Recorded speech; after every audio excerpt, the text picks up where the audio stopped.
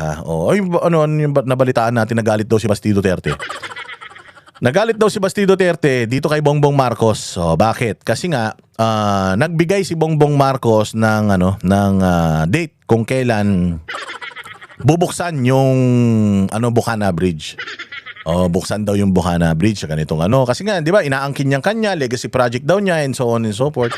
So sinasabi niya na ang Bukana Bridge bubuksan sa ganito, mapapakinabangan ng 30,000 ng mga biyahero mula sa ganitong ganyan. At legacy project daw niya yan. Ngayon si Baste nabawisit. Nagalit si Baste dito sa credit grabber na presidente natin. Tsaka itong mga tatanga-tanga ng mga taga DPWH. Bakit? Bakit natin sinabing tatanga-tanga? Kasi syempre ginagawa pa yung tulay na yan. Dahil sanay itong mga to na mga umepal, makialam kung kailan tapos na. Kumbaga, ikaw yung nagluto, ikaw yung naghiwa ng mga rikado. Tapos nung naluto mo na, putang na biglang nagdatingan, may mga dalang alak.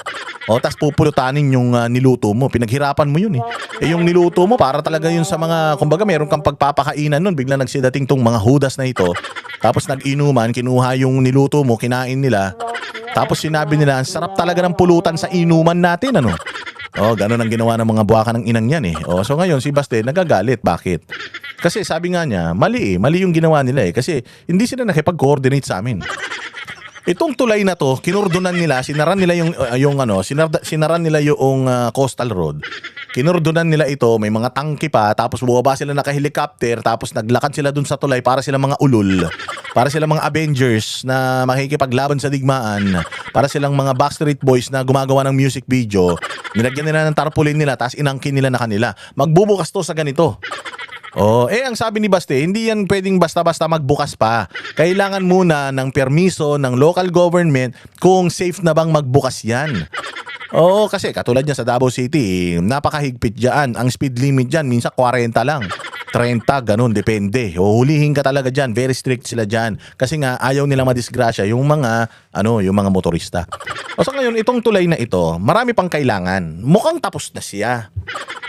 Mukhang okay na, mukhang tapos na siya. Pero marami pang mga safety checkings na kailangan. Siyempre, yung building building official engineer ng city engineer ng Davao, hindi man sila gumawa niyan. Pero siyempre, nagbigay ng permit ang Davao LGU para gawin yan. So, nakaantabay din yung city engineer. Tinitingnan nila kung tama ba yung mga pagkakagawa. Maayos ba? Nasunod ba yung plano? Safe ba? Ngayon, after nyan, i-check pa nila yan. Tapos, yung tulay na yan, hindi pa tapos. Bakit? Wala pang mga nakalagay na mga signages, wala pang mga linya yung kalsada. So, kailangan talaga, wala pa yung mga ilaw. So, kailangan talaga, pag dumaan dyan, yung yung kalsada na yan is ready na 100%. Wala nang kulang bago mo padaanan. Dapat ganun. Magbibigay ng permiso ang local government sa tulay na yan, sila magi-inaugurate yan, sila ang magsasabi sa publiko na safe ng daanan ito, na check na namin, may mga warning signs na, may mga linya na, maliwanag sa gabi, may mga ilaw na. So okay na yan, pwede na yung daanan yan. Ganun dapat. Kaya lang, dahil putang ina to si Bongbong, patay gutom sa credit dahil wala naman nagawa na proyekto para sa gobyerno niya. Kundi ang pinakamalaking proyekto lang naman niya is nakawan ng bayang Pilipinas at saka mag-party-party sila ng pamilya niya. Ewan ko, sabi ni Amy Marcos, mag-pot session sila. Pumunta doon.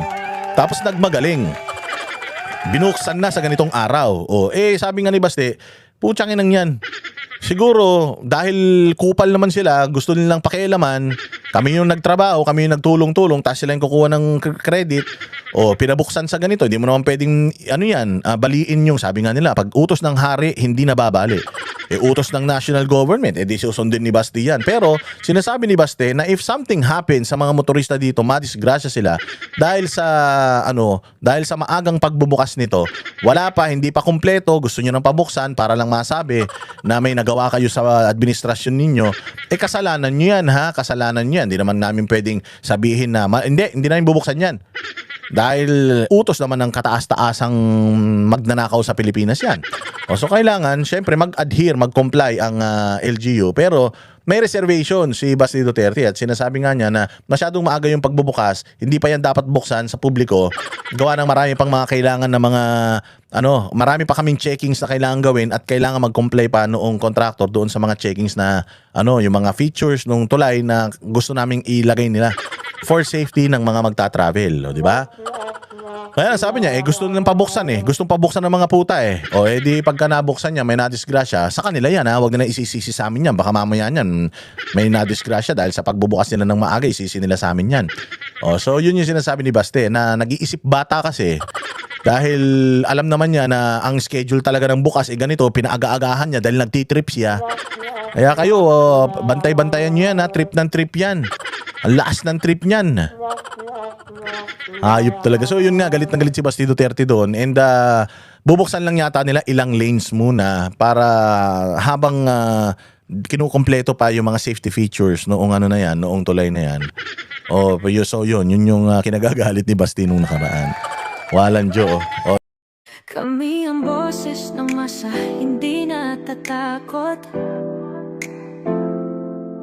Katotohanan lang, di kami nalulunod.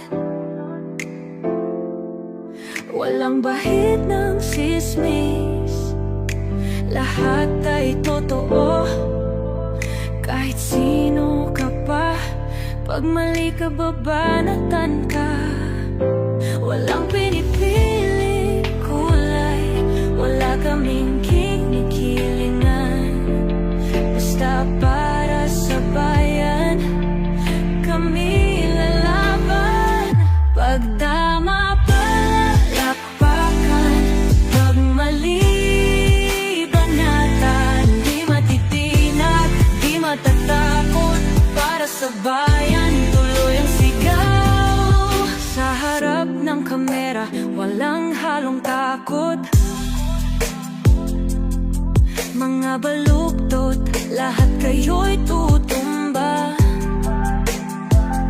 Ang hustisya at totoo, yun lang ang mahalaga. Kahit sinong harang, di kami matitinag. Walang pinipiling kulay, wala kaming kinikilingan.